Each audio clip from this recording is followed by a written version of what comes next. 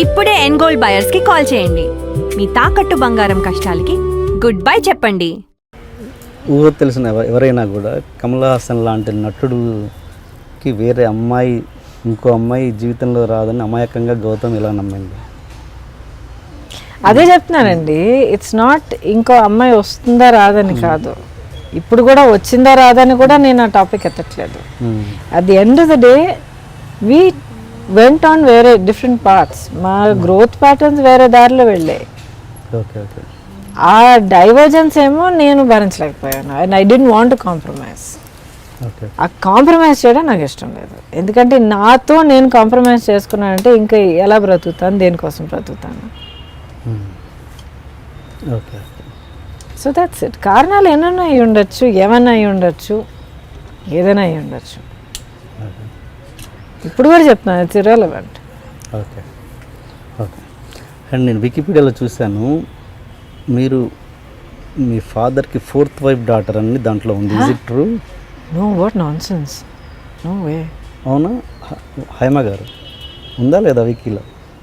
వికీపీడియాలో నా పేరు స్పెల్లింగ్ సరిలేదు, డేట్ ఆఫ్ బర్త్ సరిలేదు, నేను పుట్టిన ఊరు సరిలేదు. శేషగిరిరావు గారు అని ఉంది, అన్ని ఎవ్రీథింగ్ ఈజ్ కరెక్ట్గా ఉంది దాంట్లో. మీరు ఒకసారి చూడండి, మీకు చూడలేదు. అది మానేస్తాను, ఎప్పుడో చూడడం మానేస్తాను. నా పేరు స్పెల్లింగ్ మార్చడానికి ఇప్పుడు సడన్గా భవానీ అని ఎవరో మధ్యలో పెట్టారు. నా ఆ వికీపీడియా పేజ్ చదివి అందరూ నన్ను గౌతమి భవానీ తాడిమల్ల అని అంటారు. ఈ భవానీ ఎవరో నాకు తెలియదండి. ఏంటంటే వికీపీడియాలో చదివాను అంటున్నారు. So please, I'm not wasting my time on that. Right.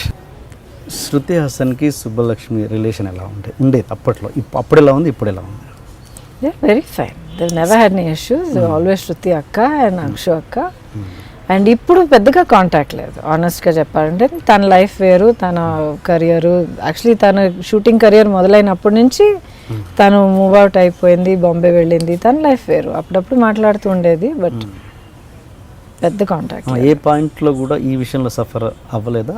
అయ్యిందా? అయితే ఎంత? ఎవరు? సుబ్బలక్ష్మి. సుబ్బలక్ష్మి నా సఫరింగ్ చూసి ఎఫెక్ట్ అయింది.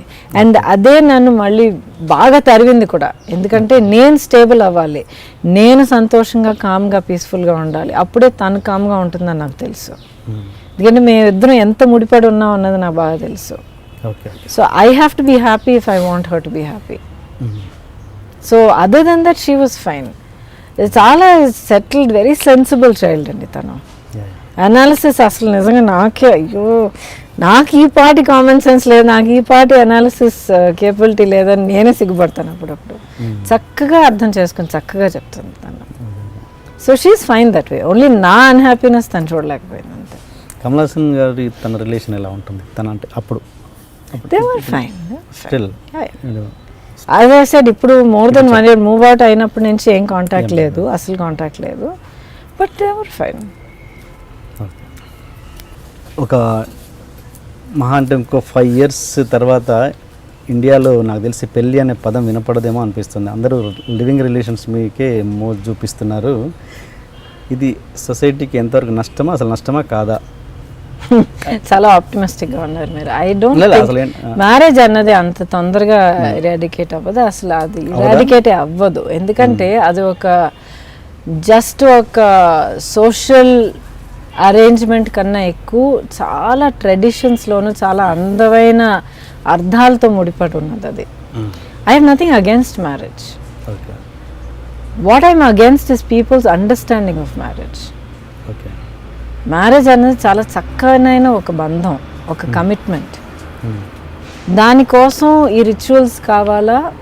ఒక్కొక్క రిచువల్కి ఒక అర్థం ఉంటుంది. మీరు వెళ్ళారంటే, డీప్గా వెళ్ళి ఆలోచించారంటే, అనలైజ్ చేశారంటే, ప్రతి ఒక్క అడుగుకి ఒక్కొక్క స్టెప్కి ఒక అర్థం ఉంటుంది.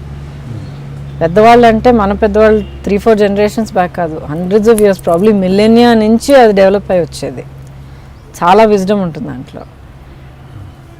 నాకు ప్రాబ్లం ఏంటంటే, ఇప్పుడు కమిట్మెంట్ అనేది ఒకటి చేస్తున్నప్పుడు ఇద్దరు వైపుల నుంచి ఉండాలి కమిట్మెంట్. ఆ తర్వాత మీరు ఎన్ని కాగితాలు మీరు సంతకం పెట్టినా, ఎన్ని తాళిబొట్లు తగిలించుకుని, ఎన్ని ఉంగరాలు తగిలించుకున్నా కూడా మనసులో ఆ కమిట్మెంట్ లేనప్పుడు దీనికి అర్థం లేదు.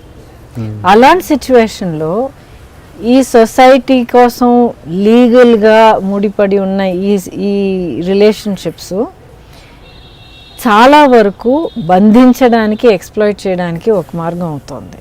Okay. That is what my problem is. ఆడవాళ్ళు మాత్రం చెప్పట్లేదు, మగవాళ్ళు కూడా దీంట్లో పడి చిక్కుకొని టార్చర్ అవుతున్నారు, చాలా బాధపడుతున్నారు.